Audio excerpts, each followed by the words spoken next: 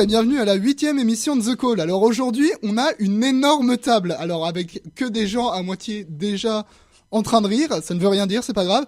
Alors déjà, Akila, bonjour Akila. Bonjour à tous. Chronique aujourd'hui qui se formera sous une discussion. Oui, c'est Parfait. un débat. Et j'espère qu'il sera intéressant. Très bien. Ensuite, on a Hugo. Bonjour Hugo. Bonjour tout le monde. Aujourd'hui, tu participes. Au petit débat jeux vidéo sympa, donc annonce et tout. Voilà, qui arrivera en premier. Participera aussi à ce débat Étienne. Bonjour Étienne. Bonjour à tous. Voilà, j'ai déjà de dire ce que...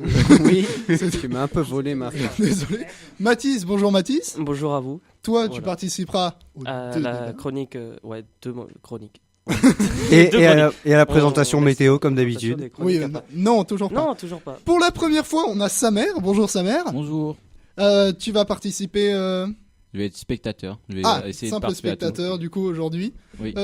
Si tu comptes revenir, tu auras des sujets de préférence. Bah, je vais essayer de voir.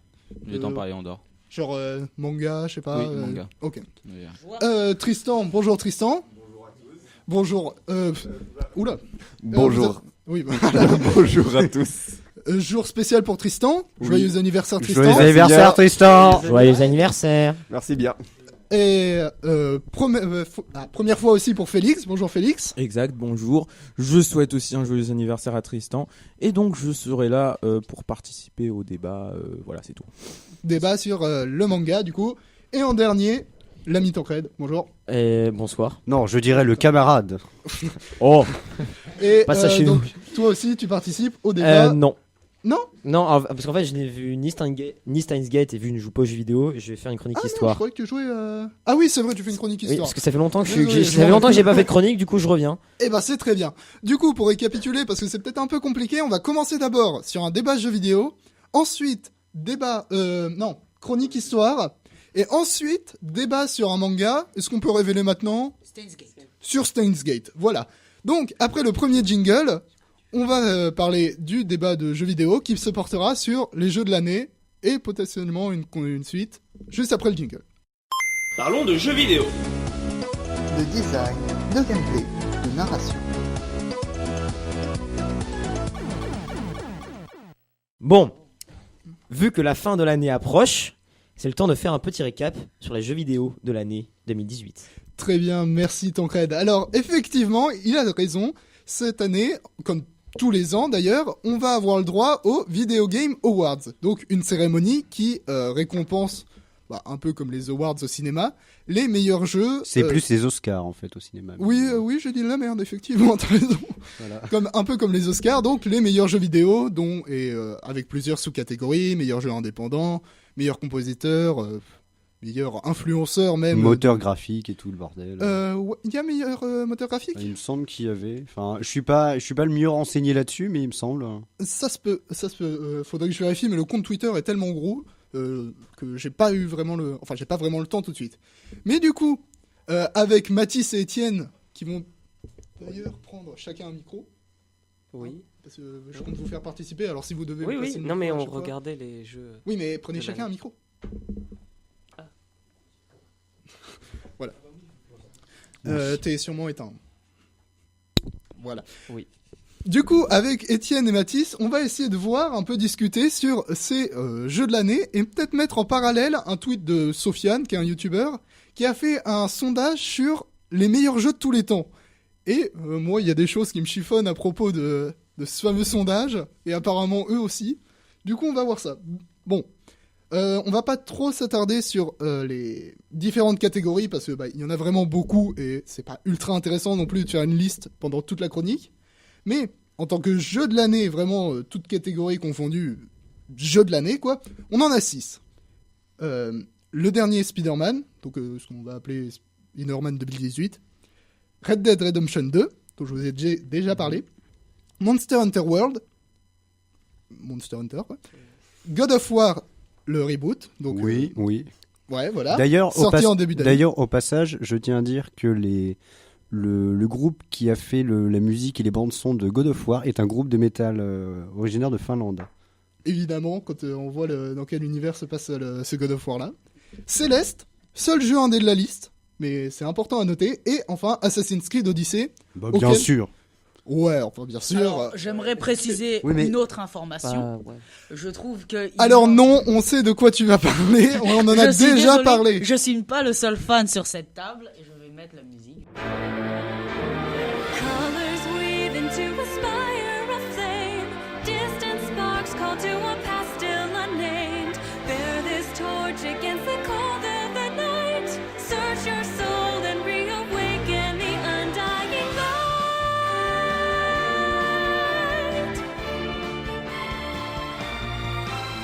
Et non, Smash Bros, je l'ai déjà dit, ne sera pas GOTY quoi qu'il arrive. Tu ne peux pas en juger puisqu'il Si, n'est pas je peux encore en sorti. juger, mec. Il n'est Je pas joue aux encore jeux sorti. vidéo depuis trop longtemps. Enfin bref. Ce n'est pas une raison, il n'est Si. pas encore sorti, tu ne peux pas juger. Non mais mec, c'est sûr et certain. En plus, je te l'ai déjà dit pourquoi, j'ai déjà fait 5 minutes dessus la dernière fois. Bon, du coup, je sais que Étienne a joué au Assassin's Creed Odyssey. Oui. Mathis, est-ce que tu avais joué à un des jeux de la liste? Non. Si, un petit peu Bah, Odyssey, mais pas trop. Non, quoi. Odyssey, oui. J'en juste ai pas mal entendu parler, j'ai pu le tester de fait en démo quand il y avait des démonstrations et tout ça. Et je me suis pas mal renseigné sur le jeu, et étant donné que j'adore l'histoire, je suis aussi pas mal renseigné sur la Grèce à cette époque-là. Ouais. Donc, Mais- Du coup, vous, en premier call, vous feriez quoi comme, je sais pas, top 3 ou top 2 des meilleurs jeux de cette année parmi la liste? Alors, moi, juste, petit top personnel, je rajouterais un jeu, parce que je suis un gros fan de Lovecraft, je rajouterais The Call of Cthulhu. Il a été Il nominé est- dans d'autres catégories. Oui, mais il est sorti au mois d'octobre. Et au niveau du graphisme, il est juste énorme. Juste C'est énorme. Oui, voilà. Le synopsis est juste énorme. Donc personnellement, moi je mettrais Assassin's Creed Odyssey. Ah ouais, en premier Ouais, The Call of Cthulhu, parce que je suis un gros passionné de Grèce antique. Ouais. Et j'adore Assassin's Creed Ubisoft.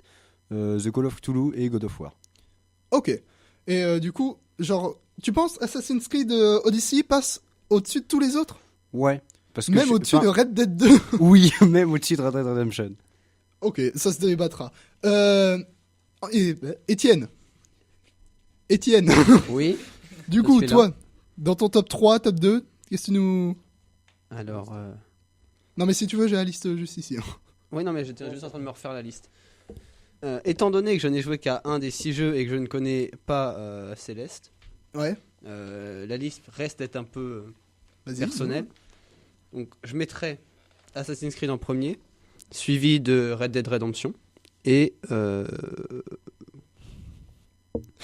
Tu peux faire qu'un top 2, hein, si t'as vraiment pas d'idée. Bah, je sais pas en fait. Oui, je pense que je vais faire qu'un top 2 parce que j'ai pas trop. Et toi, Mathis, du coup? Bah, moi, j'ai joué très peu à Assassin's Creed. Du coup, je pense mettre quand même Red Dead en premier. Après, Assassin's Creed et Monster Hunter World en 3. Parce que Ok. j'aime beaucoup. Voilà. Bon, et quant à moi, ça va être Red Dead, Celeste, God of War. Et du coup, je vois qu'il y a quand même pas mal de gens qui ont mis Assassin's Creed Odyssey dans leur top, Oui. finalement. Mais bon, bah, du coup, on va faire ça en forme de discussion, c'est tout l'intérêt. Mais est-ce que vous pensez que Odyssey a réussi à prendre le pari qui est de être aussi bon qu'Origins, mais quand même se démarquer?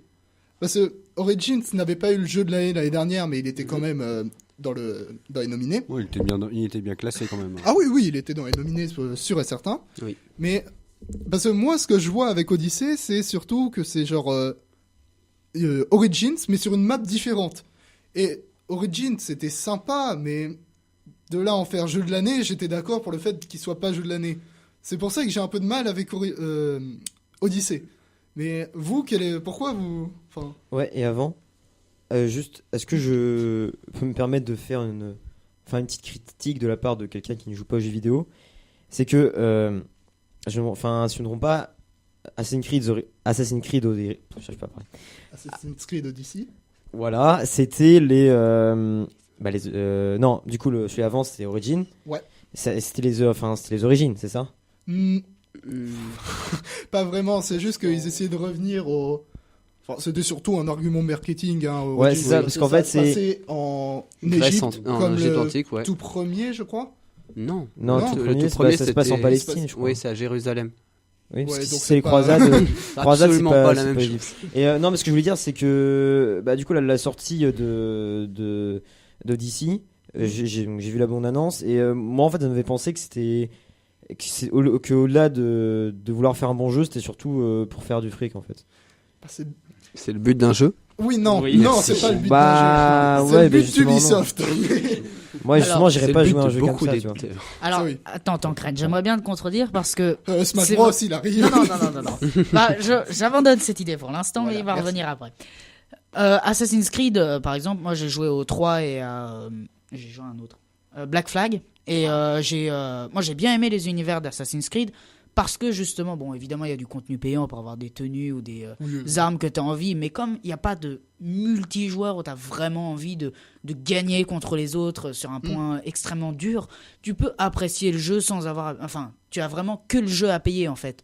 Et Ouais. c'est pour ça que moi j'ai plutôt bien aimé le jeu et que quand tu dis qu'ils sont là que pour se faire de l'argent, je suis pas Ah trop oui, non, d'accord. les éditeurs. Oui, non, mais Oui, Parce oui. que- enfin, ce que je veux dire, c'est que j'ai vraiment l'impression que, genre, qu'ils épuisent, qu'ils poussent le concept jusqu'au bout, tu vois, qu'ils inventent carrément genre des nouveaux trucs en disant ouais, ça passait avant et tout, bah, juste pour pouvoir sortir un nouveau jeu et en gros profiter de la réputation qui était peut-être méritée, je sais pas, j'ai pas joué au jeu, bah, juste bah, voilà, pour faire du fric et pour pas s'arrêter là en fait. En fait, j'ai l'impression qu'ils savent pas s'arrêter. Bah, je te C'est- pose la voilà. question, pourquoi s'arrêter alors? Bah, pourquoi il devrait s'arrêter si c'est un jeu qui est célèbre Parce comme que toutes ça, les bonnes choses et- ont une fin.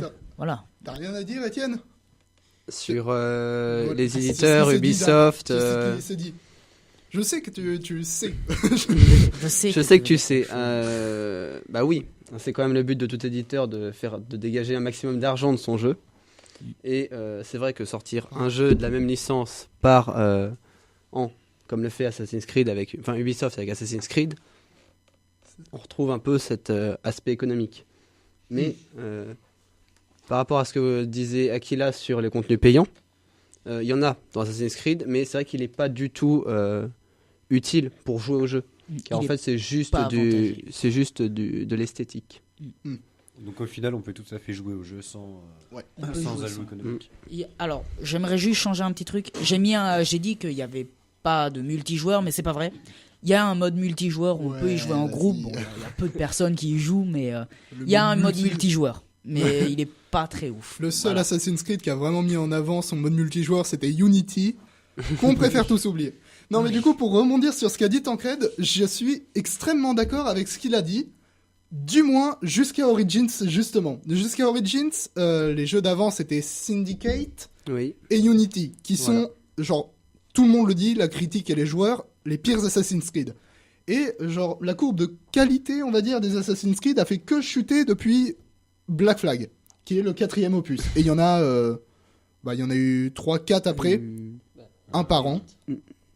T'es sûr? Enfin, je sais qu'il y a une année où il y en a eu 3 qui sont sortis la même année, c'était n'importe Non, quoi. il y a 1, 2, 3, il y a le Révélation, il y a le Syndicate, Black Flag et Unity. Et il y en a d'autres, non, sur crois qu'il y en PS a un. Vita. Il y a Rogue, mais Rogue, c'est pas un vrai Assassin's Creed, c'est un Moi, je spin-off. le trouvais bien. Hein. Et il y a les... Oui, Moi, je mais l'ai joué, c'est hein, donc, c'est voilà. un spin-off, on va pas le compter dans la série principale. Ah, d'accord. Et il y a évidemment les deux. Voilà. Mais du coup, effectivement, il y en avait un qui sortait tous les ans et ça surfait énormément sur sa réputation. C'est pas la seule licence que Ubisoft pousse jusqu'à la moelle. Je sais qu'il y en a d'autres, mais je me rappelle pas parce que je suis con. Mais les autres licences d'Ubisoft. Je Il y sais a que chez Rayman. Ouais, mais Rayman, c'est pas tous ça a les pas ans. assez de succès pour qu'il Ouais. le pousse. Non, il y en a un autre qui est super connu. Ah, je me sens bête. Les Far Cry. Ah, Far mais Cry. pas un par an. hein. Ça, Ouais, c'est il y sûr. en avait pas un par an, mais pareil, ils avaient poussé cette logique de continuer la série et de surfer sur la vague. La vague. Il y a combien de Assez plus? Il y loin. en a eu 4 ou Il y en 5? a eu 6. 5. Far Oui. Cry 5 et Far Cry Primal. Ah oui. Personne Ok. n'en a Primal. parlé. Mais on s'en fout. Primal. Non, il y en avait le 1, il y en avait plusieurs. Ouais, mais Il y avait le... le Predator et puis les Ouais, autres. mais à partir du 3 que vraiment ça commence à avoir une répute. Oui. Mais du Effectivement. coup, genre ils en sortaient un tous les ans. Et puis avec Origins, ils se sont dit, bon, tout le monde sait maintenant qu'on bâcle nos Assassin's Creed à cause de Syndicate et Unity qui étaient vraiment Pas très top. mauvais pour un jeu venant d'un gros éditeur. Et du coup, avec Unity, non, avec Origins. Origins. ils ont vraiment remonté la barre super haut au point qu'ils étaient nominés en tant que place solide, on va dire, pour les Game Awards de l'année dernière. Mais, du coup, Odyssey, qui ressemble énormément à Origins, est encore très bon et corrige encore des problèmes du Origins. Mais j'ai pas envie de le placer dans ce top. Parce que c'est une suite. Bon, parce que j'ai ma petite haine contre Ubisoft, mais ça c'est purement subjectif et j'en prends pas compte dans mon jugement, mais je pense que avec tous les autres qui sont sortis cette année, Origins, allez, tape la 4e place devant Monster Hunter et Spider-Man. Monster Hunter World, merci. Voilà. Et Spider-Man. Ah ouais, Spider-Man aussi. Ouais. Ils sont tous très bons. Donc, ouais, voilà, le problème de cette on année, a c'est qu'on a une année énormément assez de jeux. épatante au niveau des jeux vidéo, avec Ouais, pas mal de ouais. superbes jeux qui sont sortis, certaines innovations au niveau des jeux. Ouais, Ouais, peut-être. c'est vrai. C'est trop bien Call of Duty 4. C'est vrai que là, c'est. Non, on va mais pas parler de ce qu'il y a- celui-là. C'est pas Call of Duty 4 en plus. Call of Duty C'est 4, vrai encore que un là, autre délire. cette année, il y a quand même des difficultés dans les classements, puisque Ouais, cette les année, développeurs ça a encore et été les lourd, hein. concepteurs ont quand même rivalisé plus que d'habitude au niveau de la conception des jeux vidéo Ouais. et de leur entretien, entre guillemets. Je suis tout à fait d'accord. Cette année et l'année dernière, ça ont été 2 années extrêmement riches en jeux vidéo et de jeux vidéo de qualité pour le coup. Autant on a eu des années un peu fast où le meilleur jeu était pas Il n'était pas ouf.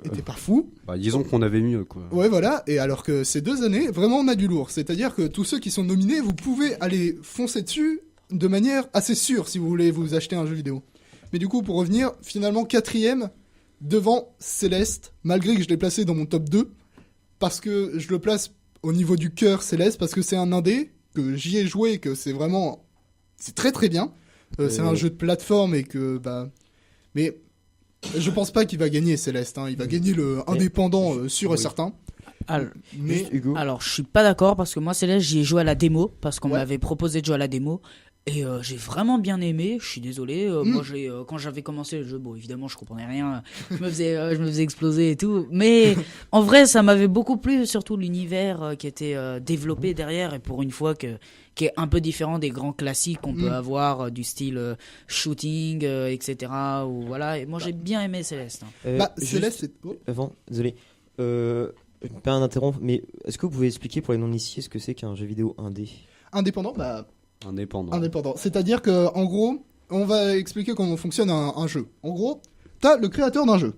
Voilà, il s'appelle Jeff. Jeff, il a son jeu. Il le développe avec ou sans sa boîte, ça dépend. Et après, il faut distribuer le jeu. Oui. Donc là, il a 2 choix. Soit il va voir un éditeur qu'il va payer.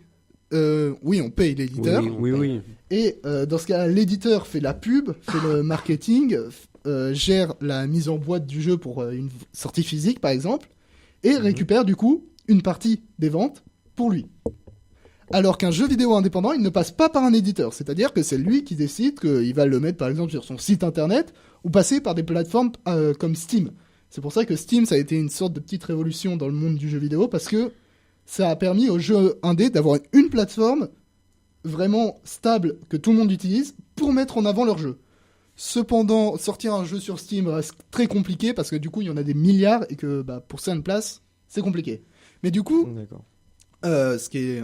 Enfin, c'est pas quelque chose de forcé, mais un jeu indépendant, généralement, a énormément moins de budget qu'un jeu sorti par un éditeur.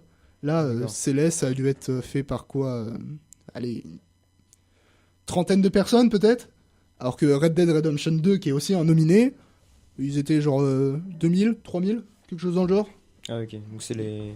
Donc voilà, ils ont plus de mérite, on peut dire. Bah disons que quand ils arrivent à se faire une place, là oui, on s'est dit que Ouais, les mecs voilà. ont un sacré potentiel, quoi. Et puis se taper dessus parmi les indés, c'est très compliqué aussi. Donc généralement, quand t'as un indé qui ressort, tu peux te dire que c'est de la bonne cam. Mais voilà, c'est tout. Ok, juste petite parenthèse. Alors oui, on n'a pas parlé de Red Dead 2 étrangement dans cette Mais discussion. Parce que Red Dead 2, tu en as parlé la dernière fois et on veut plus en entendre parler. Très bien. C'est ça. Cette violence. Bonjour C'est Akila. une blague. Mais pourtant, il y a des gens qui ne l'ont pas mis dans leur top. Alors pourquoi vous pensez que... Bah, moi je l'ai pas mis dans mon top parce que j'ai jamais tout... Enfin, juste... Il a juste jamais joué. Non, j'y ai testé une fois, 2 ou 3 fois. Bah d'ailleurs, c'était quand Étienne m'en avait parlé au collège avec l'autre fille. Ah, tu viens jouer à Red Dead, machin, tout ça. J'en avais rien à foutre parce que j'aimais pas Red Dead. Tu faisais ça, Étienne, c'est vrai? J'en ai pas souvenir. Tu plaisantes ou quoi? Vous étiez en train de jouer avec Pierre et l'autre fille. Il nous dit venir jouer avec vous en ligne sur Red Dead. Donc, Vous avez fini? Voilà. C'est pas bon. Donc non, enfin bon, voilà, j'ai jamais. Puis les jeux Rockstar, c'est pas trop mon truc. Donc. Ah, c'est vraiment la société qui le publie qui te gêne. Non, c'est pas ça. C'est juste que j'ai jamais trop joué aux jeux Rockstar. J'ai jamais trop accroché. C'est tout. Je préfère des jeux. Enfin. Déjà, je suis un gros fan d'Halo, donc j'ai tendance à préférer Bungie ou 343 Industries, même si j'ai pas du tout aimé Halo 5 Guardians, je le dis tout de suite. C'est un jeu multijoueur surtout, c'est ça? C'est pas tellement ça, c'est surtout que la direction a complètement changé. Quand on voit que Bungie a complètement été délaissé au profit... Enfin, Bungie est resté, mais Microsoft Studio a complètement été jarté, quoi, et on a eu d'autres moteurs. Là, sur le nouveau Halo qui devrait sortir dans le premier semestre 2019, donc Halo 6 Infinite... c'est un nouveau moteur graphique, donc ça s'appelle Sleep Space, je crois, enfin si mes souvenirs sont bons. Et par contre, à ma grande joie, il n'y aura pas de mode Battle Royale sur Halo. Ouais. Parce que Halo ne mérite pas les Battle Royale. Mais du coup, Rockstar, tu mets pas Red Dead parce que t'as jamais eu d'expérience Rockstar. Ouais, et puis même, j'ai jamais trop accroché, quoi. Et il faut reconnaître que c'est quand même qualitatif, quoi. Oui. Après, voilà, si je devais les studios que je préfère, surtout 343 Industries, Bethesda, on se demande bien pourquoi. Ouais, qui n'ont rien ressorti cette année. Non. Enfin, ils ont sorti... Fallout 76. C'est ça. Ouais. C'est pas rien non plus. Bah du coup... c'est quand même un triple A. Hein. Oui, mais triple A, ça veut pas dire qualité. Hein. Oui, mais ça veut dire quand même gros jeu. Oui, oui, excuse-moi. Mais, ouais, Fallout 76, il a pas... Je sais pas s'il est pas nominé parce qu'il est sorti trop tard ou si c'est parce que c'est nul. Aussi parce qu'il est sorti quasiment en même temps que Red Dead. Aussi. Pour Fallout 76, étant donné que j'ai mes demi-frères qui y jouent et que j'ai pu regarder le jeu, je ne sais pas par rapport aux autres Fallout. Ouais. Mais a priori, sachant que les développeurs sont encore dessus puisqu'ils font assez régulièrement des mises à jour, le jeu est assez conséquent. Ouais. Assez bien foutu à mon goût, je trouve, pour voir mes demi-frères y jouer et quand même passer pas mal de temps à faire pas mal de choses. Et le multijoueur est aussi assez sympa. C'est sympa parce que moi... la map, en fait, donc sur la map, donc tu te retrouves avec toutes les personnes du même serveur et pour l'instant, même s'il n'y a pas beaucoup de personnes, et que c'est pas forcément beaucoup de gens de haut niveau, ça reste, je pense que quand le jeu va commencer vraiment à développer, à commencer à atteindre certains niveaux, quand il y aura beaucoup de gens avec un certain niveau, je pense que le jeu deviendra de plus en plus intéressant à ce moment-là. Okay. Pour l'instant, il en est à ses débuts, et le temps que ça se fasse, j'ai envie de d'une certaine manière de comparer cela à World of Warcraft, même si ça n'a aucun à voir, c'est le début du jeu, et peut-être long à se lancer sur ce type de jeu, mais une fois que ça commence à partir, on voit World of Warcraft aujourd'hui. Le temps que ça ait une vraie communauté, quoi. Voilà. Ok. Bah du coup, ça sera peut-être un nominé pour l'année prochaine. Un peu comme Smash Bros pour faire plaisir à... Ça m'étonnerait très franchement, mais il sera peut-être nominé. Je suis sûr à 90%. Ouais. Largement. Ouais, mais c'est peut-être les 10% qui vont l'emporter. Oui. C'est un mélange. Qui dit vive Smash Bros? Non, mais Smash Bros c'est bien, mais faut pas rêver. Jamais il sera nominé. C'est juste pas possible. Ne sois pas difficile. Ne sois pas difficile. C'est bon, je n'arrive pas. En vrai, pour l'instant, on n'a aucune image du mode aventure. Enfin, quelques-unes que l'on nous avait sorties au Nintendo Direct. Mais je pense que le mode aventure pourrait nous réserver encore quelques surprises et je pense que rien qu'avec le mode aventure, il pourrait y être. Il fera jamais le poids. Mais ça, c'est ton point de vue, Hugo. Tu n'y as pas joué, moi non plus. Tiens, même ça, ce n'est qu'un point de vue, on verra bien. Attendant que le jeu se lance. Je parie même que si, enfin, c'est quand qui sort déjà le prochain Smash Bros? Ok. Et du coup... non, bah du coup mon commentaire est complètement... Je suis très bien. Du principe qui sortait l'année prochaine, du coup. Donc. Ah oui. Non, mais il sera peut-être nominé en tant que genre la fin d'année passe pour l'année prochaine, du coup, parce que sinon c'est pas juste. Bah, en fait, c'était au niveau des classements que je vais juste faire un commentaire, c'est que je pense que si jamais les classements sont effectués par rapport au jeu de l'année prochaine et fin d'année, je sais pas si Halo pourra passer devant. Ah bah je sais pas, moi j'ai aucune idée. Mais... Disons qu'en fait, ce qui se passe, c'est qu'il y a eu Halo, enfin au niveau des Halo, il y a eu, enfin Halo 6 Infinite, ils vont juste en sortir un histoire de continuer les opus, mais il y a eu une grosse déception au niveau d'Halo 5 Guardians. Le dernier encore potable et encore, c'est Halo 4. Ouais. Mais sinon, les vrais qu'on va le vrai succès d'Halo, il y a Halo Reach, il y a Halo 3, Halo 2, et puis bon, Halo 1, Combat Evolve, c'est le tout premier, quoi. Ouais. Du coup, potentiellement pour l'année prochaine, quoi. Ouais. Bon, je voulais faire une seconde partie sur meilleur jeu de tous les temps, mais on est déjà à beaucoup. Du coup, Halo 3. Vite, peut-être un petit tour de la table.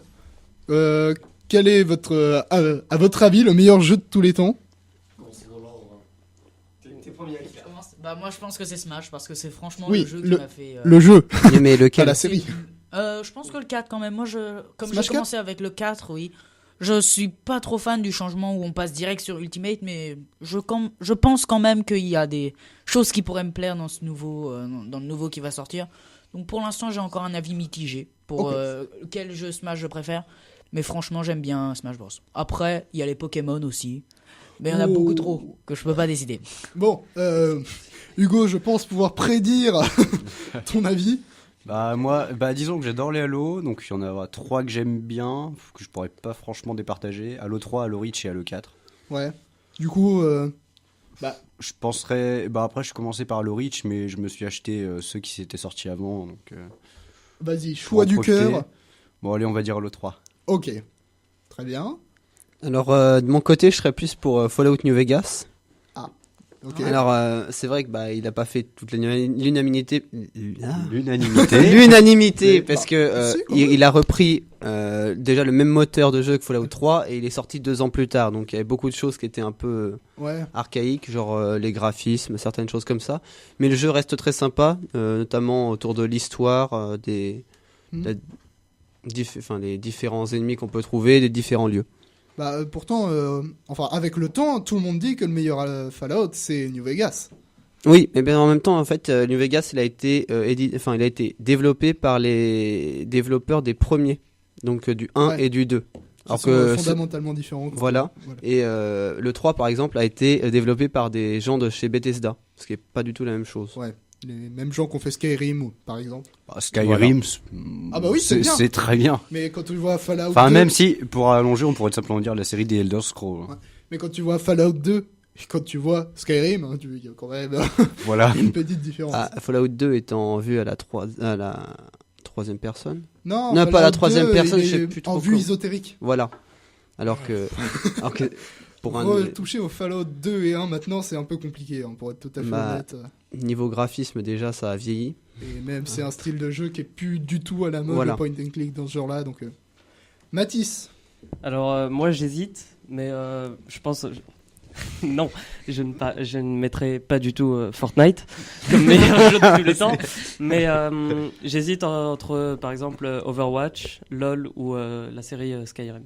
Mais un ami de chez Bethesda. Mais sinon, je sais pas. Du coup, j'imagine LoL et Overwatch pour leur impact e-sport au final. Oui. Et Skyrim parce que c'est cool. Skyrim, c'est très bien. Ok. Voilà. Et qu'est-ce que tu penses franchement entre Skyrim, enfin des autres opus genre Morrowind ou Oblivion de The Elder Scrolls? Est-ce qu'il y a joué déjà? J'y ai pas joué, mais faut que j'y joue là justement, mais je vais commencer. Ouais, mais hormis certains réfractaires qui disent oui, Oblivion, c'est bien mieux. Non, j'étais pas dans cette optique-là, je lui demandais je juste sais. son avis. Moi, je préfère Skyrim personnellement. Je sais, mais globalement, tout le monde dit à peu près Skyrim, sauf certains réfractaires qui disent Morrowind, Daggerfall. Enfin, Daggerfall. Comment dire, c'est pire qu'explorer une map Minecraft pour aller jusqu'au bout des limites. Ah oui, non, c'est pur. Samer, un avis? Alors pour ma part, ça va peut-être un peu vous surprendre, mais c'est Crash Bandicoot. Crash Bandicoot? Oui, en fait, super, je jouais beaucoup quand j'étais petit. C'est un peu le seul jeu où j'ai tryhard en fait, parce que depuis j'ai pas touché à beaucoup de jeux sur console ou PC. Après, c'est respectable, hein. Enfin, moi, je dis chacun a ses choix. Je pense à un deuxième tour de table avec les jeux nostalgiques. Voilà. Oh là là. Non, mais dans les jeux nostalgiques, moi j'ai F0. On n'a pas fini le tour de table. On est pour une heure là. Et après, il y a d'autres chroniques. Attends. Du coup, Crash Bandicoot, le premier? Oui, le premier. Ok. Tristan? Pareil, quelques hésitations au niveau des jeux. Personnellement, je suis quand même un sacré fada de Zelda. Et particulièrement le tout premier qui est sorti sur la Wii. Non, je parle pas du premier, vraiment du premier. Non, mais je parle du premier qui est sorti sur Wii. Donc, c'est pas Skyward Sword, c'est Twilight Princess. Voilà, le Twilight Princess. Et t'as tout à fait raison, il est très très bon. Moi, Oui. j'ai joué, je suis d'accord, il est bien. Bah, c'est un des plus populaires. Il est. J'ai bien aimé Ocarina of Time aussi. Oui, aussi. Les Zelda sont quand même pour la plupart de bons jeux. Le premier auquel j'ai joué, moi, c'était sur Nintendo DS, c'était Spirit Tracks. Ah, j'avais celui d'avant, j'avais... Ouais, j'ai eu le Phantom Hourglass et le Spirit Tracks Voilà, aussi. Phantom Hourglass, mon jeu du cœur. Pas le jeu le plus objectif. Félix? Bah alors personnellement déjà j'ai un PC de merde. De plus, je n'ai aucune console à part une vieille 2DS pétée. Donc maintenant elle est pétée, donc je joue plus à rien. Donc je vais pas avoir énormément de choix concernant mes jeux préférés si je compte que les jeux auxquels j'ai vraiment joué. C'est-à-dire, j'entends plus de 3 fois, quoi. Genre, j'ai joué à certains jeux chez des potes, mais bon, voilà, on peut pas trop juger à partir de ça. Donc, si on compte parmi les jeux que j'ai eus, franchement, bah, voilà, exactement. Comme le dit Tristan qui est à côté de moi, je vais avoir du mal à choisir autre chose que Super Smash Bros 3DS. Mais, enfin, après, en vrai, bon, ça va peut-être faire un peu troll pour certains, mais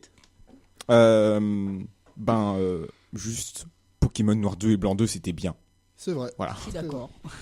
Bah moi c'est Mass Effect parce que c'est le seul jeu sérieux auquel j'ai joué et encore j'ai pas fait le 3 mais les 2 premiers j'ai adoré, donc voilà. Tu joues sur quel support? PC. Ah, parfait ça.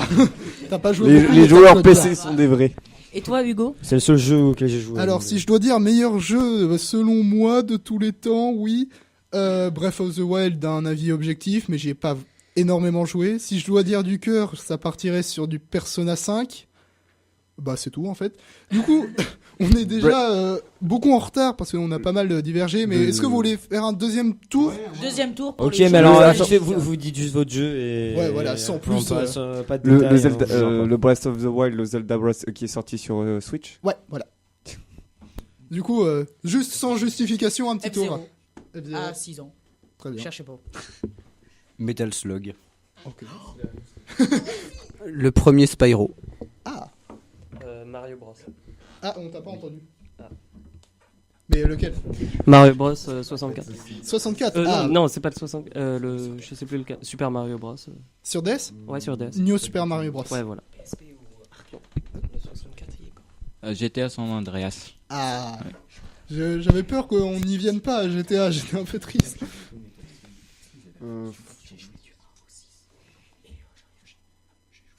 Je te laisse essayer de trouver. Je n'ai pas de jeu en tête.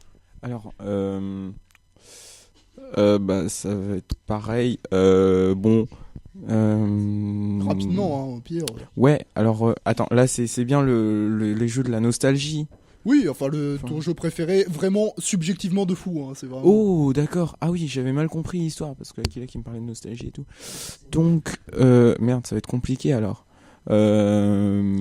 Pourquoi pas ressortir un Pokémon? Allez, Pokémon Noir 2. Non, Pokémon Blanc 2, pardon.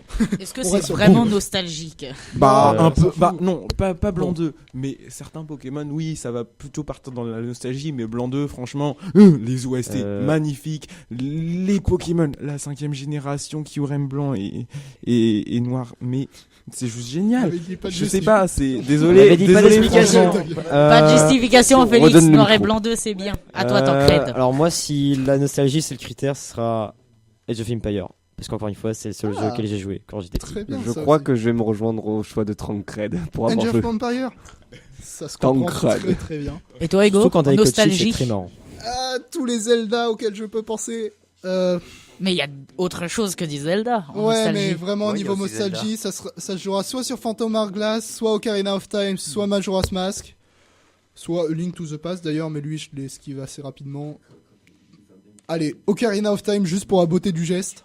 Et du coup, je pense qu'on va pouvoir conclure cette énorme discussion qui a un peu trop duré, vous m'envoyez désolé, sur le jeu vidéo, mais c'est bien, ça a participé un peu de partout, c'est cool. Ouais. Je pensais pas que ça aurait autant d'impact. Voilà.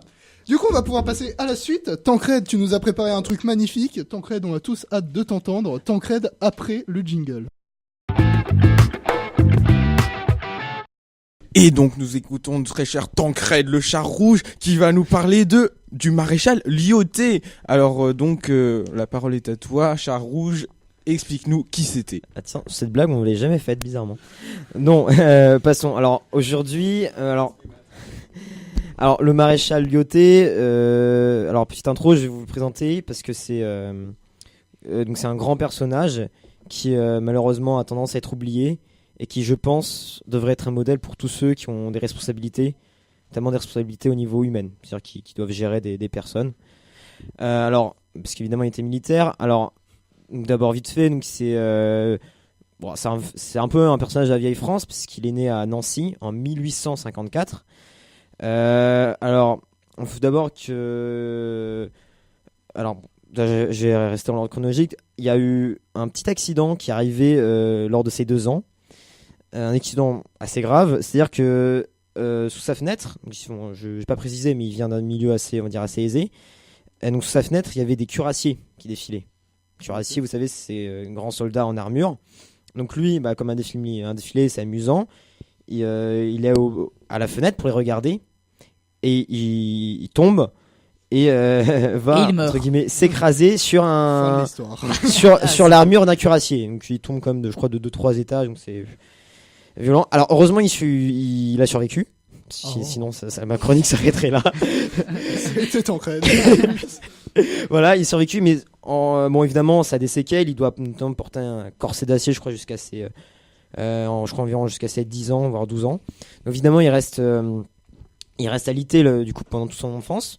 En contrepartie, il lit beaucoup, il se cultive énormément. Et mais heureusement, c'est pas irréversible et ce qui permet notamment d'intégrer l'école d'officiers de Saint-Cyr en 1873. Donc, Saint-Cyr, une école prestigieuse qui a eu un grand événement le 2 décembre, c'est la bataille d'Austerlitz. Mais personne ne connaît les références, donc j'ai évité d'en parler. Donc bref, donc évidemment pour lui, après tant d'années où il a rien fait, enfin à part lire, c'est un peu pour lui c'est un peu donc l'action, retour à l'action. D'ailleurs sa devise, ça sera la joie de l'âme est dans l'action. Donc, ça donne un peu une idée du caractère du personnage. Donc à la fin donc de ses études d'officier, il va partir à Alger, en Algérie, pour ceux qui n'avaient pas compris. Il va donc notamment être très proche de ses soldats. Il va réformer la vie à la caserne. Il va par exemple faire en sorte qu'ils aient un réfectoire décent, des loisirs aussi, très important pour le moral. Et alors, grand ouvrage de sa vie qui va publier le 15 mars en 1891, qui s'appelle Le rôle social de l'officier, qui paraît dans la revue des Deux Mondes. Alors, en gros, il va parler notamment du rôle que doit avoir l'officier. Non pas... Pas mal ça, pour un livre qui s'appelle Le rôle de l'officier. Non, mais en gros, ce qu'il y a, c'est qu'il il dira qu'il va s'opposer à l'image de l'officier un peu distant de ces hommes, et au contraire, qu'il doit vraiment être animé, on va dire, par le bien commun et l'amour de ceux qu'il aura sous ses ordres. Alors évidemment ça fait un moitié un scandale parce qu'il critique ouvertement les officiers supérieurs. On traite même de socialistes, de communistes. Alors pour la petite info, il était plutôt royaliste, notre Lyautey. Ouais. Donc c'est pas le truc qui colle avec. Alors évidemment donc on l'oblige un peu à faire profil bas. Et c'est pour ça donc après je crois quelques mois d'inaction, chose qu'il déteste, il va être demandé sa mutation en Indochine.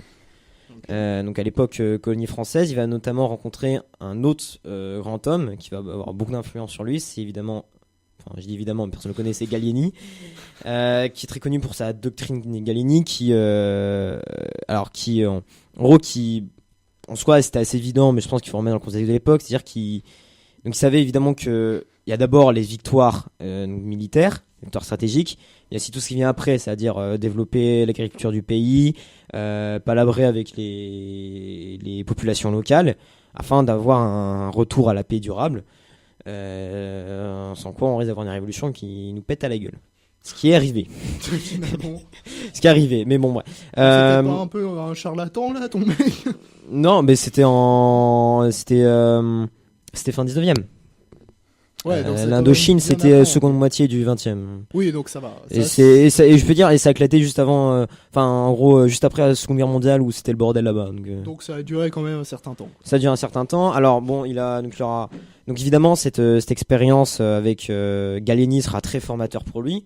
D'autant plus bon que Gallieni, même si c'est un type sympa, je crois qu'il a dit clairement qu'il faisait pas d'émotion dans le commandement. En gros, il n'hésitait pas à virer ceux qui étaient incompétents. Mais Lyoté s'en tire très bien. Donc il va réduire la piraterie. Il va puis aussi avoir ce contact avec les populations locales. Ce contact qu'il avait aussi eu j'ai oublié de le préciser, en Algérie, où justement il avait tendance à fuir un peu toutes les mondanités, être plus proche des petits épiciers algériens. Et je me souviens aussi qu'il s'inquiétait aussi par exemple du progrès, notamment par exemple tout ce qui était à l'époque c'était surtout les chemins de fer qui risquaient lui de détruire un peu le paysage et la culture locale. Voilà, donc ça c'était une petite parenthèse. Faut savoir que pendant qu'il y en a en Indochine, en France, c'est la fameuse affaire Dreyfus. Je crois que tout le monde voit à peu près ce que c'est, même si tout le monde a l'air de... Oui, normalement. de s'en foutre. Voilà, affaire Dreyfus. Donc ils sont... bon, je rassure tout de suite, il était... Bon, ils ont suivi de loin, ils n'étaient pas en France, mais ils n'étaient pas... On va dire, ils n'étaient pas contre. Ils n'étaient pas contre Dreyfus. Donc c'est là aussi, je crois dans ses notes personnelles, on voit aussi que c'était un homme d'action. Et il écrit « Je ne conçois le commandement que sous la forme directe et personnelle ». Donc encore, donc je choisis cette citation parce qu'on montre bien un peu le caractère du bonhomme. Ensuite, il va être muté à Madagascar, où il va rejoindre Gallieni qui précédait. Il va notamment avoir choisi de pacifier l'île, qui est un peu en insurrection. Il y a l'ancien gouverneur Rabazevan, nickel, qui était l'ancien gouverneur de l'île, qui est à la tête des rebelles. Donc Lyoté, je vais passer sur les différentes tactiques, ça n'intéresse pas grand monde à la table, je pense. Il va notamment il va vaincre ce gouverneur, mais toujours dans le respect de l'ennemi vaincu, il va le rétablir dans ses anciennes fonctions. Et il va notamment établir un protectorat à Madagascar, et comme tout en appliquant la doctrine Gallieni, c'est-à-dire développer l'agriculture, le commerce, les infrastructures. Il va réussir à pacifier l'île en 2 ans.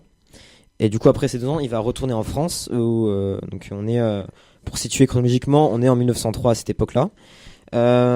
Il va aussi, à un moment, donc il y a quelques mois d'inactivité, chose qu'il n'aime pas. Il va notamment faire rencontre du gouverneur général en Algérie qui s'appelle Jonard, où c'est un peu avec toutes les tribus locales, c'est un peu le bazar. Et notamment quand il raconte comment il opérait en Indochine et à Madagascar avec la doctrine Gallieni, donc Jonard va demander sa mutation en Algérie. Alors pour savoir ça, quand le manière dont il a su sa mutation en Algérie, il a eu un peu peur un moment parce que on l'a juste pris, je crois qu'on envoyait vite fait un télégramme disant qu'il était convié par, alors je sais plus, par le chef des armées ou par un ministre, je sais plus. Désolé, j'ai pas très bien préparé. Et en gros, il croyait parce que ça allait être parce que pour une sanction, parce que notamment que je l'ai dit, il était royaliste, donc ses idées allaient pas forcément avec tout le monde. Mais finalement, c'est pour l'apprendre qu'il est nommé, qui va commander qui va être muté en Algérie. Il va notamment diriger la subdivision à Ain Sefra. Vous ferez vos recherches pour voir où c'est. Alors au début, il a des visages quand même un peu fermés parce que c'est un peu le bled là-bas, le trou paumé. Finalement, il va bien s'en sortir. Il va notamment essayer de réorganiser les frontières, de mettre un peu calmer un peu les raids berbères qui vivent dans la région. Il va être toujours très attentif aux populations et aux mœurs locales. Toujours ça, j'insiste sur ce point-là parce que c'est quand même quelque chose qui va, c'est quelque chose qui un peu qui le démarque, et qui encore une fois qui montre un peu la personnalité de personnage. Et toujours dans cette optique-là, il va faire aussi un compte avec Charles de Foucault, qui était aussi un personnage très attentif aux populations locales. C'était une sorte d'ermite. Alors c'est un personnage dont j'aimerais beaucoup en faire une chronique dessus, mais malheureusement je ne pourrais pas en faire une. Ceux qui savent comprendront, je pense. Ceux qui savent sauront. Ceux qui savent sauront, parce que bon c'était un prêtre qui vivait là-bas, donc ça sort du cadre de la laïcité.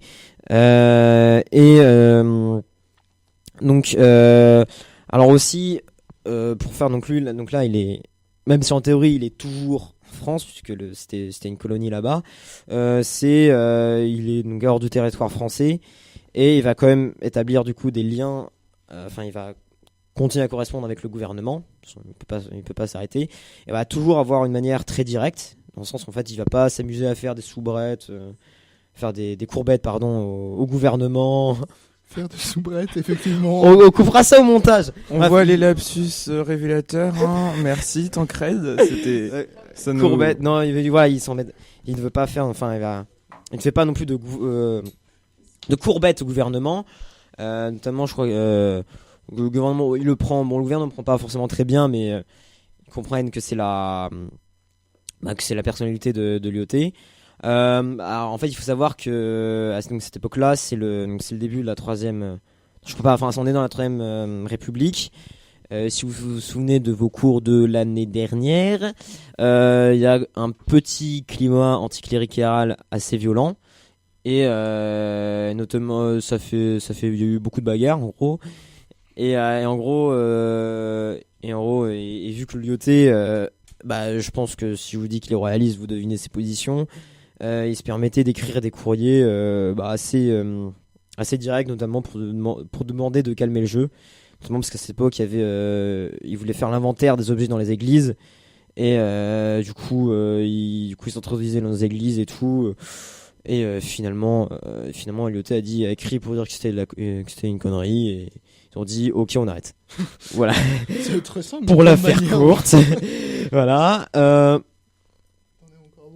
Moitié, trois quarts. Moitié, trois quarts. J'ai bientôt fini. T'as bientôt fini ? Ok. Alors aussi, là c'est une petite parenthèse. Alors il va notamment s'occuper de pacifier tout le pays. Il va aussi alors pour ça, c'est aussi l'époque où il va se marier. Ça c'est plus personnel. Plus personnel, on va dire. Et ensuite, il va vite fait rentrer en France et on va arriver à un tournant clé de sa carrière. C'est-à-dire qu'il va être muté au Maroc, notamment parce que c'est un peu le souk là-bas, sans faire de mauvais jeu de mots. Alors, faut savoir qu'en fait quand on parle de l'IoT, on est tout de suite, son histoire est tout de suite associée à celle du Maroc. Et malheureusement, comme c'est un domaine où j'ai pas mal de lacunes, j'ai évité de dire trop de choses pour éviter de dire trop de conneries. Mais essayez-vous de renseigner-vous sur notamment par exemple tout ce qui est le protectorat français. Parce que il va être nommé ça va être le premier résident général du protectorat français au Maroc. Alors faut savoir qu'il y a une grande influence. Mais avant d'arriver à ce fameux protectorat, il va avoir donc c'est quand même assez comme il dit c'est le souk, donc il va devoir, on va dire, essayer de calmer le jeu. Il va notamment il va avoir une bataille dans la ville de Fès qui va durer à peu près 2 jours, pendant lesquels il ne va littéralement pas dormir. Donc c'est pour dire qu'il était aussi très investi, très soucieux simplement la réussite de sa mission. Très soucieux aussi du patrimoine local, car notamment pour tout ce qui est bâtiment, architecture et tout. Je rejoins ce que j'ai dit précédemment. En fait, c'était en gros avec notamment l'apport de la modernité, donc les chemins de fer, les bâtiments administratifs et tout. il craignait que ça défigure les beaux monuments traditionnels donc de ce pays. C'est pour ça qu'il a fait en sorte de s'entourer d'un architecte qui avait à peu près son même point de vue pour à la fois moderniser le Maroc sans le défigurer. C'est pour ça que notamment qu'il y a une grande influence. Il va, je crois aussi établir une capitale fixe au Maroc qui sera Rabat, dû avec sa proximité avec la mer pour faciliter les échanges. Il va aussi donc, essayer de protéger donc le sultan donc de l'époque, protéger aussi la religion du sultan qui est l'islam. Voilà, il va aussi donc améliorer les conditions du pays, notamment en construisant la première route du Maroc. Il fait aussi La première route. Ah oui. Mais la première route, comment ça Du Maroc. Bah, la première route empierrée. Avant c'était des. Ah oui, d'accord. En pierre et pavé quoi. Oui, parce que puisqu'avant c'était j'espère qu'il y juste avait quand même des routes, lignes quoi. Voilà, tracées dans le sable, quoi. voilà, c'était juste la terre battue. Voilà, c'est-à-dire que c'était les tribus. En gros, c'était les tribus qui sillonnaient le pays. Quoi. C'était plutôt des chemins. Oui, des chemins, des pistes, mais c'est mine de rien, bon, il n'a pas fait qu'une, hein, mais pour dire qu'il avait fait première, il a aussi fait venir de nombreux médecins pour essayer d'endiguer des maladies comme le typhus, qui font quand même pas mal de ravages. Il va aussi essayer de donner une importance aux Marocains en les introduisant dans l'administration. Alors encore une fois, le passage que je dis là, c'est en rapport avec l'histoire du Maroc. Une histoire où je suis pas très à l'aise, donc je vais éviter d'aller plus loin. Je vais m'arrêter là. Je vais faire des recherches par vous-même. Ce qu'il faut savoir, c'est que pendant qu'il est résident général du protectorat français au Maroc, la Première Guerre mondiale va éclater. Alors évidemment, on va lui demander des troupes et des troupes de renfort. Alors, ce qui est qui montre un peu le génie, enfin l'efficacité de l'IOT, c'est que aucun gros soulèvement n'est survenu au Maroc pendant donc du coup la Première Guerre mondiale, parce qu'il a fait exprès de dégarnir les villes, on va dire sûres, et de garder quelques garnisons dans les coins où ça craignait un peu. Voilà. Alors il va aussi, on va lui proposer un poste de ministre de la guerre, une fonction assez grande, mais il va en avoir notamment une mauvaise expérience, notamment tout ce qui est de dialoguer avec les parlementaires, les débats un peu infructueux et tout. C'est pour ça qu'il va notamment va demander sa démission en 1917 en disant alors je ne sais plus de sa phrase exacte, mais il dit en moment j'ai accepté un poste qui ne me convenait pas. Il va démissionner en 1917. Un an après, c'est l'armistice qui est signé. Même si, toujours assez clairvoyant, l'IOT voit que le traité, notamment le traité de Versailles, n'inaugure rien de bon, notamment avec la charge énorme qu'a imposé notamment Clémenceau à l'Allemagne. D'autant plus que pour la petite histoire, Clémenceau, puisqu'on connaissait sa personnalité, il était extrêmement anticlérical, extrêmement aussi, il n'aimait pas tout ce qui était royalisme et il était couronné, et c'est pour ça qu'il avait refusé une proposition de paix de l'empereur d'Autriche-Hongrie. Ce qui fait que je crois que le conflit s'est prolongé de 1 an à peu près. 1 an, ça fait quelques millions de morts. Ouais. Ça fait mal. Alors il est jusque-là, il gère toujours le Maroc. Il voit aussi que l'indépendance du Maroc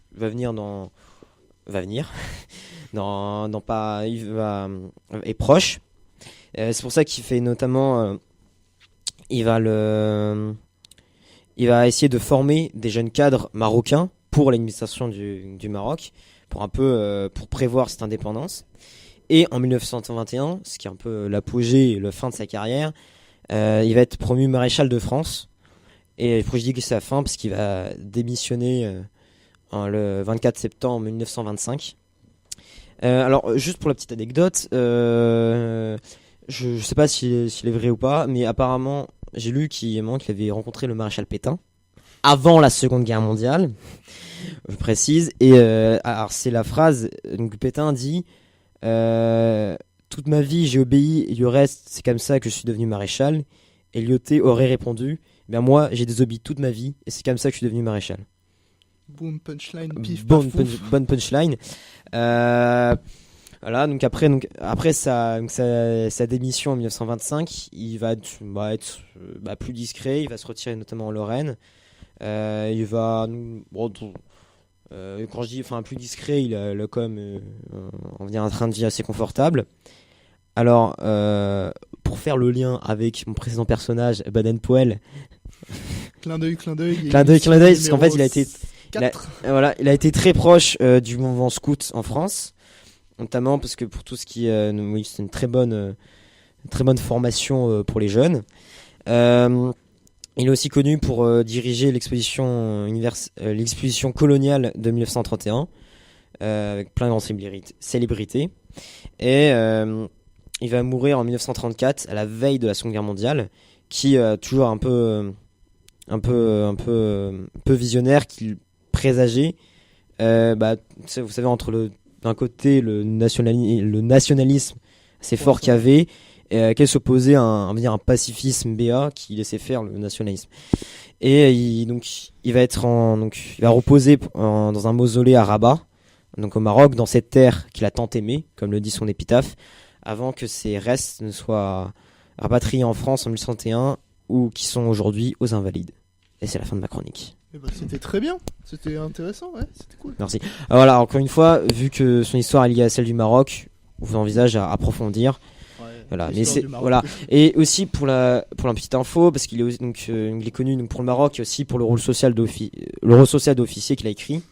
Et le dernier, le chef d'état-major des armées qui a démissionné, je crois en 2016, à cause de la petite engueulade qu'il a eue avec Macron.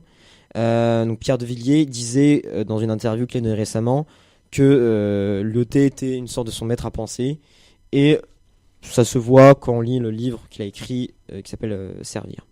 Voilà. C'était Tancred le char rouge pour The Call, la radio des camarades du lycée Charles de Gaulle. Merci Tancred pour cette chronique historique de qualité cristalline. À présent, nous allons amorcer un débat très demandé par un certain Akila, qui concernera donc l'animé Steins Gate, adapté de l'animé du même nom. Introduction, Akila, la parole est à toi, éclate-toi. Alors, après le jingle. Alors, je vais reprendre une chose que a dit Félix. Il a dit animé adapté d'un animé, donc ce qui n'est pas donc la chose ma langue demandée. a fourché. Effectivement, c'était l'animé adapté du jeu vidéo du même nom. Voilà, c'est la bonne chose. Alors, pour parler de Steins Gate, je vais prendre plusieurs points de vue. Un premier point de vue sur son développement, qui a été un tout petit peu différent que les autres. En tant que jeu vidéo ou en tant qu'animé ? Alors, justement, comment est-ce que c'est arrivé jusque-là ? J'aimerais aussi parler du point de vue scientifique qui est développé derrière, et toutes les idées que l'on développe au fur et à mesure, sans essayer de trop spoiler, ce qui serait un peu dommage. Donc, je ne pourrais pas tout vous révéler, surtout les points importants. Et j'aimerais aussi parler d'une question de point de vue sur un sujet qui est le temps. On va y venir au fur et à mesure. Pour commencer, j'aimerais parler de Steins Gate, donc son arrivée. Donc c'est déjà au départ un jeu vidéo. Donc ça commence très rarement par un jeu vidéo qui est adapté en animé. C'est l'un des rares qui est aussi célèbre, qui est passé du jeu vidéo en animé. Il n'y a pas aussi Satsuliko no Tenshi, au départ c'était un jeu vidéo. Satsuliko no Tenshi, c'était un light novel au départ. Oui, mais il a été adapté en jeu vidéo avant d'être adapté en animé. Et l'animé a été fait d'après le jeu vidéo. Le light novel était un 1D, donc voilà, il était... C'était fait par l'auteur, mais c'était la seule chose qu'il avait publiée. Il y a des personnes qui ont repris son œuvre de Satsuliko no Tenshi et donc qui avaient développé, le jeu vidéo. Et ensuite, t'as l'animé qui est sorti un peu plus tard. Et d'ailleurs, il a fini il y a même pas, je dirais 3 semaines. Il y a un nom occidental pour ce jeu ou... Alors c'est Angels of Death. Si, c'est Angel of the Death, d'accord. Et il y a aussi Fate Stay Night qui est adapté dans le jeu vidéo. Pardon ? Il y a aussi Fate Stay Night qui est Fate, mais Fate, je suis désolé, moi je le considère plus animé largement. C'est d'abord un visual novel après. Voilà. Après enfin ça sera l'objet de notre chronique. Après je dis que c'est l'un des rares, mais il y en a d'autres évidemment. Mais la plupart du temps ils passent pas. Ils sont pas comme ça. Par exemple, ça peut être un light novel qui se développe en manga, ensuite animé, ce qui est la base et plus rapide. Par exemple, il y a SAO, etc. C'est plus classique entre guillemets. Bah, ça arrive aussi très souvent que les light novels soient adaptés d'abord en animé puis en manga, par exemple Overlord, Bungo Stray Dogs et autres. Oui, c'est vrai, mais dans le cas ici avec Steins Gate, surtout sur le thème qu'il développe, c'est très très rare. Alors, donc j'aimerais revenir vite fait sur le sujet. Steins Gate est donc donc je vais parler plutôt de l'animé puisque moi j'y ai pas joué. Donc l'animé, donc il y a une première saison, donc Steins Gate, qui est de 24 épisodes. Il y a deux fins alternatives, un film et une autre série qui est donc Steins Gate 0. C'est une série à suivre en fonction de sa date de parution. Et il y a une chose qui est extrêmement intéressante dans le sujet, donc c'est pour ça que je vais rentrer dans le point scientifique, c'est le sujet du temps. En fait, Steins Gate est un animé qui va être complètement basé sur le temps et le destin, en fait. Pour commencer l'animé, donc on commence avec un personnage Okabe Rintaro qui est un Chunibyo. Je ne sais pas si vous savez ce que c'est une personne. Ok, je vais le dire. C'est une. Parle en français pour les incultes du manga, s'il te plaît. Merci. D'accord. Chunibyo, c'est une personne qui, par exemple, imaginons, ça veut littéralement dire gamin de 12 ans en japonais. Et donc c'est vraiment une personne qui détient genre mon Dieu, cette personne-là, c'est comme les reptiliens ou un Illuminati en France. C'est dans le même style. Un théoricien du complot. Alors ça n'a aucun rapport. Alors Chunibyo, quand même un peu. Bon, c'était un exemple que je développais. Ça n'a totalement aucun rapport. Là, c'était plutôt complot, mais ce que je voulais dire avec Chunibyo, c'est que il fait vraiment gamin en fait, c'est ça. Oui, si tu veux, c'est ça c'est le but quoi. Écoute, personne immature. immature. Il y a une théorie du complot dans Steins Gate, hein. Oui.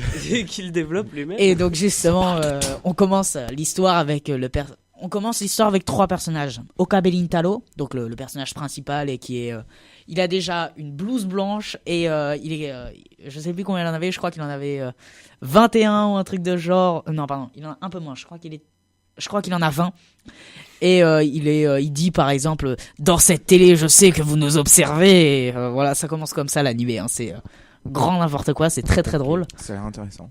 Pour l'instant, c'est comme ça que ça parce commence. que... Et donc il nous fait véritablement la présentation à la télé. Donc genre il y a la télé qui, on prend le point de vue de la télé. Et la première chose sur le moment, on prend juste le point de vue de la télé, donc on regarde depuis l'intérieur vers ce qu'il regarde. Donc il nous présente les deux autres personnages qui sont Mayushi ou j'ai oublié son nom, mais je crois qu'on va partir sur Mayushi parce que je préfère largement. Mais donc on va changer de point de vue à chaque après. Non, là c'est vraiment moments, on va changer de point de vue comme ça, passer d'un coup au point de vue de la télé ou autre. Non, là c'est vraiment en fait, il pense que dans la télé on les observe et donc justement c'est pour ça ils sont restés sur le point de vue de la télé, oui. Et donc ils faisaient une présentation des personnages, etc. D'accord. Alors c'est pour ça que c'est très très intéressant parce que j'arrive au prochain point. Et il y a Dalu par exemple, donc c'est l'autre personnage, c'est un super hacker, voilà, il est très très fort. Dalu, non c'est vraiment Dalu, hein. Bon il a un autre nom mais je l'ai oublié, bon voilà on va rien dire. C'est le Dalu. Oui voilà. Et donc c'est très drôle parce que c'est aussi un jeu de mots avec parce que Taru en japonais c'est le bidon et la blague c'est parce qu'il est assez gros et donc voilà c'est drôle parce qu'il est gros. Oui, c'est drôle. Oui non mais franchement voilà. ça part là-dessus donc voilà. Ouais. On retiendra Dalu. Bon laissez-moi revenir sur la série. Et donc en gros la première question que Okabe va poser à Dalu c'est imaginons si on est dans un monde virtuel, est-ce qu'on saurait le remarquer? Non. Voilà, et vous voyez un peu le style que ça donne à premier point de vue. Bon, c'est pas le sujet, ouais, mais ça un qui en parle. Hein. Oui, donc, voilà, comme ça. On a toujours pas le comment dire l'histoire. Oui, voilà. J'aimerais développer. Le speech. De ce que j'entends comme introduction là, donc ça a l'air de partir sur un animé qui est à la fois comique et scientifique. Comique et scientifique, et c'est l'un des rares. Et je suis désolé pour ceux qui vont le dire. Les personnes qui sont incapables de juger un manga que parce qu'ils ont regardé de classiques, ce sont des crétins pour moi. Mais voilà, j'aimerais ajouter ça en plus, voilà. C'est drôle, Steins Gate. Alors, enfin, il y a quand même pas mal d'humour. J'aimerais. Alors pour ça, il y a plusieurs facettes du manga qu'il faut regarder. Il y a la première facette comique avec par exemple Okabe qui est tout le temps qui fait il est très très drôle dans tout l'animé. Il fait tout le temps ça et il fait par exemple la phrase la plus célèbre c'est Orewa Mad Scientist et On ne parle célèbre. pas japonais ici. Non, mais écoute-moi jusqu'à la fin. Je suis d'accord avec notre ami communiste ici. Laisse-moi terminer, s'il te Tancred. plaît. Et donc, évidemment, donc il fait toujours des phrases complètement illogiques dans le thème qu'on peut voir sur le moment. Et donc ça, c'est la facette comique de l'animé. Et heureusement, elle en a besoin d'une facette comique parce que si elle en a pas, elle est extrêmement violente. Le problème qu'on découvre dans l'histoire Steins Gate, c'est qu'il y a un autre personnage qui va arriver, Makise Kurisu. Et avant de rencontrer cette fille, il y a Okabe, donc le personnage principal, il va à une réunion sur les machines à remonter dans le temps, donc qui était un sujet principal et surtout donc pour l'animé. Et donc il parlait, et donc c'était un exposé d'un certain John, donc Une conférence plutôt pardon, qu'un une exposé. conférence. Oui, pardon, c'est une conférence et donc du professeur Nakabachi. Et donc il va présenter sa théorie sur la machine à remonter dans le temps. Mais la première chose qui passe, c'est Monsieur Nakabachi, qu'est-ce que vous faites? Toutes vos recherches, elles sont recopiées de John Titor qui a développé sa théorie en 2011. Donc c'était il y a bien avant votre théorie, parce qu'on se situe à peu près en 2015. Et donc justement, la première chose qu'on commence à voir, c'est l'aspect complètement surréaliste, interrompre la conférence avant même qu'il parle pour lui dire que ce qu'il a fait c'était n'importe quoi. Donc voilà, c'est l'une des premières scènes de l'animé, et je sais pas si pour sa mère qui a regardé les 4 premiers épisodes t'es arrivé jusqu'à là. Est-ce que t'es arrivé à peu près jusqu'à là? Oui, je suis arrivé jusque le satellite qui s'est écrasé. Oui, et ben justement c'est la prochaine scène dont je comptais parler pour introduire le manga. En fait, donc il va interrompre toute la séance et donc il va sortir parce qu'il va se faire virer. Et en même temps la scène, voilà, ils vont faire ouais bon c'est bon, j'arrête tout, barrez-vous, voilà. Donc Nakabachi, le professeur Nakabachi l'arrête et il est sorti en ville et donc il voit la rue en bas et tout. Et ce qui se passe, c'est que donc il a un labo. Et dans ce labo, il y fait des expériences, c'est pas fluctueux, ça reste un peu n'importe quoi. Et en fait, dans ce labo, il y a un problème que l'on remarque pas à première vue. Et donc, pour pas spoiler, je vais pas raconter ce qui se passe. Mais la chose qui s'est passée, c'est que Okabe, il est revenu dans le temps. Dans la première scène, on sait pas pourquoi. Il nous parle juste d'une scène où, par exemple, il est dans Akiba. Et toutes les personnes qui avaient autour disparaissent. Il y a plus rien de vivant. Et donc il cherchait toute forme de vie à côté de lui. Et un instant à l'autre, il revient. Et donc il voit Mayoshi, etc. Ils font on y va, etc. Qu'est-ce qui s'est passé pendant qu'il y avait personne? Et donc évidemment, il est un peu affolé. Et donc la chose que l'on peut voir en premier dans cet animé, donc c'était la facette un peu mystérieuse du développement des personnages, parce que évidemment Mayoshi, c'est une fille qui est toujours à côté de Okabe, alors que il a franchement rien, il est pas attirant, il est pas non plus très intelligent vu comme ça à point de vue, et pourtant elle reste à côté de lui. Il y a une histoire derrière qui se développe, et donc peut-être sa sœur. Non. Non, mais non. C'est peut-être parce qu'elle Déjà, le quand connaît. il a dit patron des interroges, j'ai failli dire développé, comme Akila. Alors attends, excuse-moi, j'aimerais terminer s'il T'as te rien à plaît. dire à ce sujet, Tristan. Oui, mais moi j'en suis fier. J'ai pas entendu le sujet. J'aimerais. Non, attends, sérieusement, c'est le moment le plus important. Et donc, la chose qu'ils vont dire donc en revenant du labo, c'est parce que Okabe, en fait, il est revenu dans le temps, mais il sait pas. Et quand il regarde son portable, il reçoit 3 messages de lui-même. Ce qui est pas logique. Bon, on passe ce point de vue-là parce que c'est la première scène de l'animé. Et donc, en fait, Attends, il y a quand même beaucoup de premières scènes dans cet animé. Hein. Non, mais c'est la première scène pour expliquer tout le sujet qui va être développé derrière. Et en fait, on vous le dit pas tout de suite, mais donc il remonte dans le temps et on va nous l'expliquer à partir de l'épisode 7 ou 8. Donc ça, je vous le laisserai découvrir pour les personnes qui s'intéressent. Et en fait, il est remonté dans le temps à cause d'une certaine technique. Et après avoir fait cette chose-là, il a... Comment on appelle ça? Il ne peut plus revenir en arrière, pour une certaine raison. Il aura beau recommencer, en fait, il sera destiné il aura un chemin tracé avec la mort donc d'un personnage, je vous dis pas lequel, et en fait il ne pourra rien faire pour la sauver. Et la seule chose qu'il peut faire, c'est donc de revenir dans le temps. Mais même revenir dans le temps, ça ne l'est plus possible. Ils vont vous l'expliquer pourquoi dans l'animé. Et donc tout va se développer sur la mort d'un personnage. Et donc ça va être aussi une épée de Damoclès parce qu'il aura un choix à faire entre les deux. Et donc toute la saison 1 va se développer là-dessus parce qu'on aura donc la première facette avec la machine à remonter dans le temps. Pourquoi il y a tous ces incidents? Pourquoi d'ailleurs la machine à remonter dans le temps, elle a réussi à être créée? Et en fait, tout ce qui va être par exemple la fin alternative, qui va donc développer une autre possibilité de finir la série ou le film, qui a donc est sorti à un moment et donc qui a développé sur cette série. Et enfin, on va finir avec Zéro, et qui, je pense, Zéro est la plus intéressante et la plus recherchée. Si on regarde Steins Gate, je conseille d'abord de regarder jusqu'aux 10 premiers épisodes, même si ça peut être dur au départ et même assez redondant, parce que quand on le voit une première fois, Steins Gate, c'est très dur. Moi, par exemple, Steins Gate, je l'ai regardé 4 fois, même s'il y avait 24 fois 2 épisodes plus un film, j'ai dû le regarder plusieurs fois tellement c'était important de ne pas rater aucun détail, parce qu'au tout départ, vous ne pouvez pas.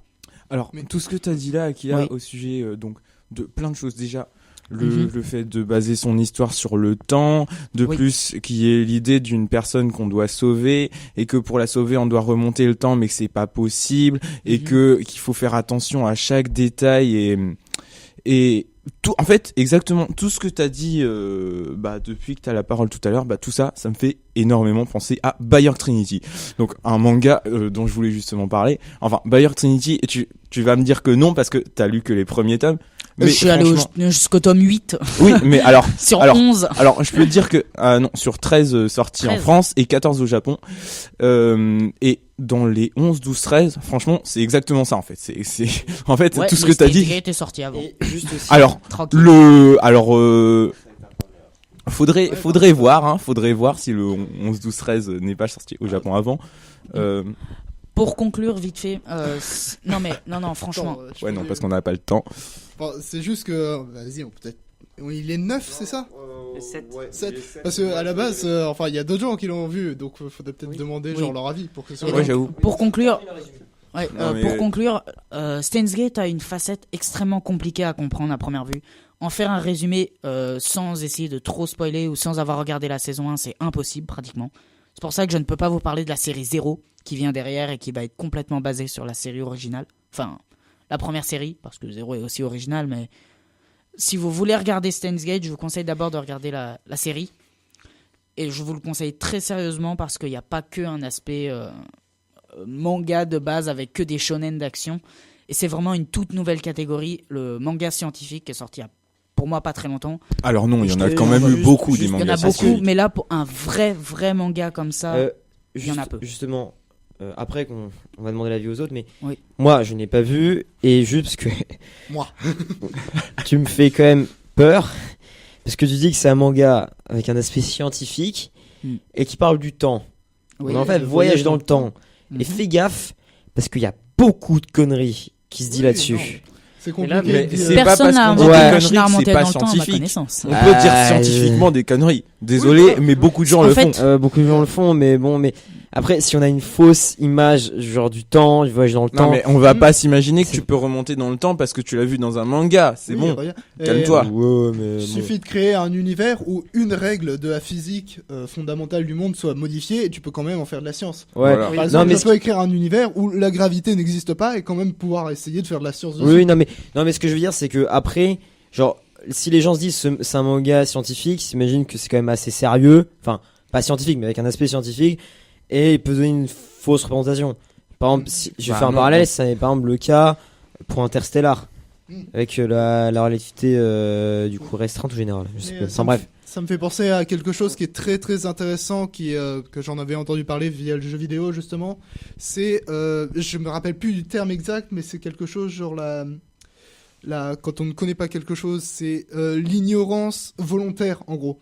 C'est quand tu acceptes quelque chose que tu sais que c'est faux, mais pour le bien d'un univers, tu vas pas en tenir compte et croire que c'est vrai. C'est tout simplement basé là-dessus. Je précise, c'est que c'est une œuvre de fiction, donc faut pas. Bah oui. Faut pas vouloir être chercheur si après avoir. Je laisse la vu parole à Steins Gate. Mathis et je rajouterai un truc. Oui, justement, du coup, tu dis là-dessus, t'as l'impression que, oui, ils vont dire que de la merde, ou enfin, ils vont dire quand même pas mal de merde, mais sinon, tous les faits sont expliqués et c'est scientifique, enfin, c'est que des vrais trucs. Et il y a juste les timelines, tu comprendras, enfin voilà. C'est un truc imaginé, mais sinon toutes les règles de physique sont respectées et tout. Ce que l'on veut dire par là, c'est que, par exemple, on va parler de tout ce qui est effet papillon ou la destinée d'une personne et donc. Par exemple, destinée et science. Bah, en fait, ce que l'on veut nous dire ici, c'est par exemple, très sérieux, hein. Si imaginez vous changez une action du passé et que vous connaissez le futur, ce qui peut engendrer, c'est que par exemple, imaginons avec la mort du personnage, si on revient dans le temps, mais que cette personne ne peut pas être sauvée, et elle est sûre de mourir à ce temps-là, c'est une véritable recherche scientifique qui a été faite. Et donc, si cette personne ne meurt pas maintenant, il peut s'engendrer d'autres choses derrière. Qui vont faire complètement changer le monde. Et c'est pour ça que, même si ça peut être une personne qui peut être complètement insignifiante ou pas, ça peut changer complètement le monde. C'est pour ça qu'on en parle ici. Et donc, le personnage aura du mal à la sauver. Il y aura une solution, mais ce sera pas la meilleure. Tu nous parles d'une véritable étude scientifique, mais comment tu peux faire... C'est une théorie physique, mais qui n'est pas complètement fausse. Donc, alors, on peut pas le savoir, on pourrait le savoir si on pouvait remonter le temps, et c'est pas le cas, donc, pour l'instant... Mais non, mais ça paraît logique. Mais mais on peut pas prendre des décisions comme ça, enfin des avances comme ça. Non, mais il y a que ça qui est tiré imaginons 6 mois. De l'imagination. Prenons une véritable question qui se pose. Imaginez si moi, je remonte dans le temps et que je me tue. Théoriquement, je vis plus après, donc je peux plus revenir pour me tuer. C'est un paradoxe connu. Et donc tout va se baser là-dessus. Si par exemple, Félix, tu étais mort, tu n'étais pas né. Alors, Imaginons ce sujet-là. Je ne parlerai pas de sujet ici. Voilà. Je ne pourrais pas, par exemple, quand on est sorti en ville, etc., ou quand on s'est vu au collège, on se voit pas, donc on peut pas se voir théoriquement. Tu n'es même pas là. Donc théoriquement, c'est comme un monde où tu ne seras pas là. Et si tu n'es pas là dans ce monde-là, il y aura des différences qui vont être faites. Oui, ça a forcément un principe de causalité. Voilà. Et imaginons si par exemple tu disparais comme ça du jour au lendemain et donc aussi du passé, il peut se passer des choses qui ne se passent pas parce que tu es là ou parce que tu n'es pas. Akila, c'est justement à cause de ces paradoxes qu'on se dit que le voyage dans le temps ne peut pas exister. C'est ça en fait. Ce que je veux dire, c'est que même si cet animé, encore une fois, je l'ai pas vu, donc voilà. Mais même, on va bientôt finir. Mais genre, même s'il y a un aspect scientifique, s'il y a des explications et tout, n'oubliez pas que ça reste en général une œuvre de fiction et que bon, vous êtes là pour passer un bon moment, pour se détendre. Faut pas dire non plus tout est vrai là-dedans. Il y a beaucoup de recherches et tout de toute façon avec Il est pas aussi facile que ça. Il y a presque pas de paradoxe. Vraiment, arrête, tu comprends tout. Et je propose de continuer ce débat une prochaine fois. Et j'ai une super fin pour ce débat. Afin qu'on puisse se mettre d'accord. Non, qu'on puisse que les personnes qui sont intéressées le regardent et qu'on ait un véritable débat dessus. Je pense que Tancred, tu es quand même intéressé, un minimum intéressé, non? Voir. Allez. On va dire oui. Voilà. Bon, et comme disait quelqu'un que j'aime beaucoup sur internet, le grand Karim Debache, s'il y a des gens qui connaissent, c'est difficile d'écrire sur des voyages dans le temps. C'était The Call émission 8, nous on vous souhaite une bonne soirée et à la semaine prochaine. À plus, des bisous, au revoir. À bientôt. Salut.